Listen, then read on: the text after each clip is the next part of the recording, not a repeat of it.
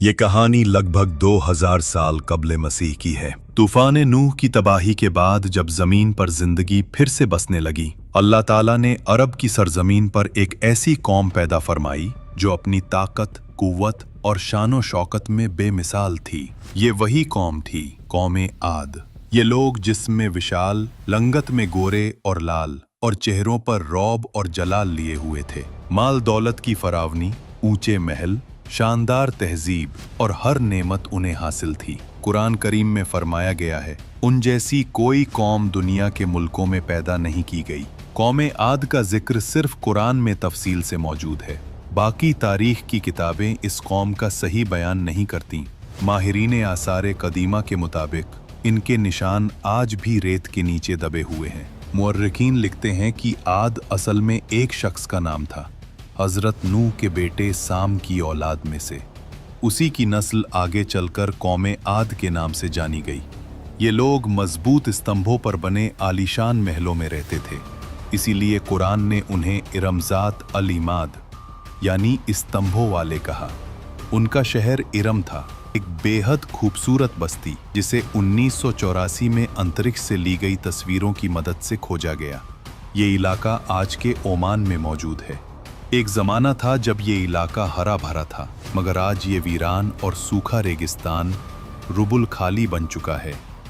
ये दुनिया के सबसे बड़े रेगिस्तानों में से एक है, जहां कभी जिंदगी आबाद थी। मुफस्सिरीन के मुताबिक इरम या तो आद के दादा का नाम था या उनके शाही खानदान का खिताब। विशेषज्ञों ने जो अवशेष खोजे, उनमें 30 ऊंचे स्तंभों वाला एक शहर मिला है। कहा जाता है कि ये शहर शद्दाद बिन आद ने बसाया था, जो कौम आद का सबसे ताकतवर बादशाह था। शद्दाद कदकाठी, ताकत और शान में बेमिसाल था। जब उसने जन्नत की खूबसूरती का जिक्र सुना तो उसने जमीन पर जन्नत जैसा शहर बनाने का फैसला किया। 300 साल तक दिन रात मेहनत के बाद उसने एक जन्नते अर्जी बना ली, जहां नहरें बहती थी, महल चमकते थे और बागों में खुशबू फैली रहती थी। मगर जब वो अपनी कौम के साथ उस जन्नत में दाखिल होने लगा, अल्लाह ताला का अजाब नाजिल हुआ। जमीन फट गई, आसमान गरजा और वे सब अपनी ही जन्नत में दफन हो गए। यही कौम आद थी, तूफान नूह के बाद पहली कौम जिसने फिर से बुत परस्ती शुरू की। अल्लामा जलालुद्दीन सयूती फरमाते हैं कि ये कौम ताकतवर तो थी मगर ईमान से खाली। उन्होंने पत्थर के बुतों को अपना खुदा बना लिया। वही 5 बुत जिन्हें कौम नूह भी पूजती थी, सुआ, यगूस, यऊक, नसर और वद। जब कुफ्र और घमंड अपनी इंतहा को पहुंच गया, अल्लाह ताला ने उनमें से एक नेक शख्स को नबी बनाकर भेजा, हजरत हूद अलैहिस्सलाम। हजरत हूद अलैहिस्सलाम ने फरमाया, ऐ मेरी कौम, सिर्फ एक अल्लाह की इबादत करो, उसके सिवा तुम्हारा कोई माबूद नहीं। मगर कौम के सरदारों ने हंसते हुए कहा, हूद, तुम हमें दीवाना लगते हो और तुम झूठे हो।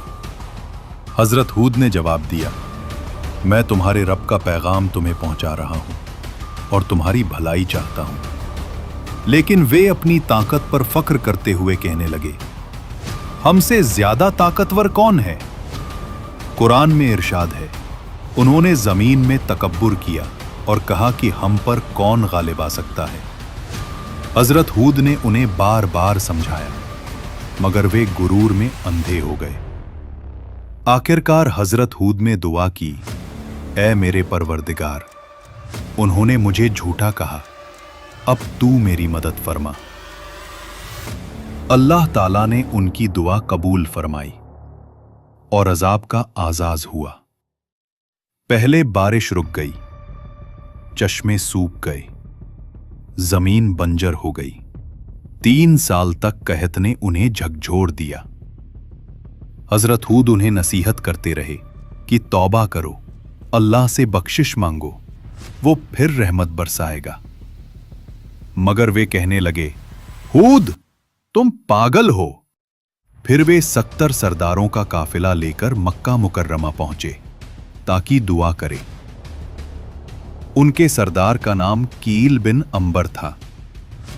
अल्लाह ताला ने उनके सामने 3 बादल भेजे, सफेद, लाल और सियाह। उन्होंने सियाह बादल चुना, ये समझकर कि वो ज्यादा बारिश लाएगा, मगर आसमान से नदा आई, तुमने हलाकत को पसंद कर लिया है। वही बादल कौम आद की तरफ रवाना किया गया। कौम खुशी से जश्न मनाने लगी, मगर वो बादल बारिश नहीं, अजाब लाया। कुरान कहता है, जब उन्होंने उस बादल को अपनी वादियों की तरफ बढ़ते देखा तो बोले, ये तो बारिश का बादल है। नहीं, ये वो अजाब है जिसकी तुम जल्दी मचा रहे थे। फिर एक खौफनाक आंधी चली, 7 रातें और 8 दिन तक लगातार। ऐसी आंधी जिसने पहाड़, घर, दरख्त सब उखाड़ फेंके, कोई जानदार जिंदा न बचा। हजरत इब्न उमर रिवायत करते हैं कि नबी अकरम सल्लल्लाहु अलैहि फरमाया, अल्लाह ने कौम आद पर ऐसी आंधी भेजी जो उनके जिस्मों में एक अंगूठी के बराबर छेद से दाखिल होती और उन्हें जड़ से उखाड़ देती। अल्लाह ने हजरत हूद और उनके मानने वालों को महफूज रखा। एक बार हजरत आयशा ने रसूल अकरम सल्लल्लाहु अलैहि वसल्लम से पूछा, या रसूलुल्लाह, लोग तो बादल देखकर खुश होते हैं, मगर आपके चेहरे पर तशवीश के आसार क्यों होते हैं? आप सल्लल्लाहु ने फरमाया, आयशा, इस बात की क्या जमानत है कि उस बादल में अजाब नहीं? कौम आद ने भी यही कहा था, ये तो बारिश का बादल है, मगर वो उनके लिए हलाकत बन गया। अल्लाह ताला ने कुरान में कौम आद की तबाही का जिक्र सिर्फ तारीख के लिए नहीं बल्कि इबरत के लिए किया है कि हम गुरूर, नाफरमानी और गुनाह से बचें। अल्लाह ताला ने उन्हें सब कुछ अता किया, ताकत, दौलत, इज्जत, मगर जब उन्होंने नाफरमानी की तो सब कुछ छिन गया। आइए हम दुआ करें। ऐ अल्लाह, हमें दिल सलीम अता फरमा और कुरान और सुन्नत के रास्ते पर चलने की तौफीक दे।